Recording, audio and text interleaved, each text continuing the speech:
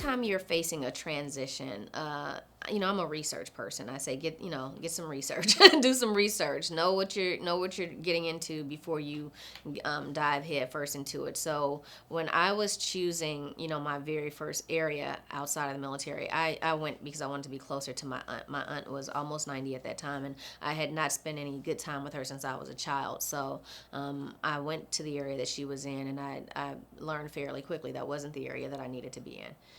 There was like nothing that was there for me. I couldn't even speak the language of, like, literally when you come out of the military, and you're entering, the civilian, there are barriers. There's language barriers. I did not speak the same language as them. So I really began deciding, okay, where do I really want to live? What are some things that I would like to have in a community? And I wrote those things down.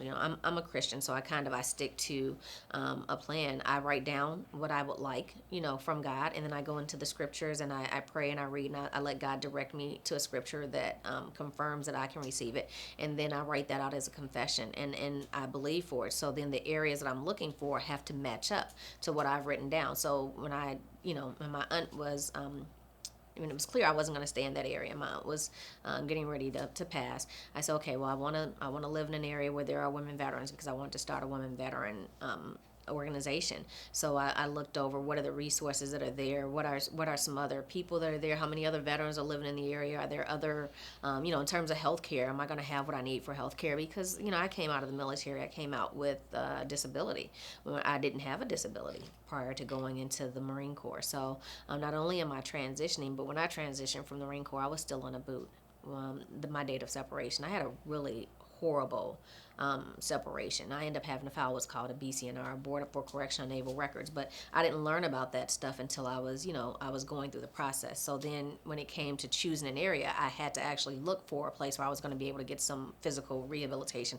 I rehabbed for about 3 years after I separated. I was wearing a boot every single day, or leg braces every single day for the first 3 years that I separated. So that was a life challenge for me. I didn't expect to be in leg braces. I didn't expect to have to be on all these different medications. I didn't expect to have to go back and forth into different doctors, and so that was all very challenging. So you have to kind of prepare, know what your situation is as you're transitioning, and then write out a list of things that you really want to have. What type of area do you want to be? You want to be in an urban area, a rural area? You want to deal with an HOA, not deal with an HOA? Kind of sit down and talk to some other people who've been through the process, and decide what's going to be important for you when you come up with your list.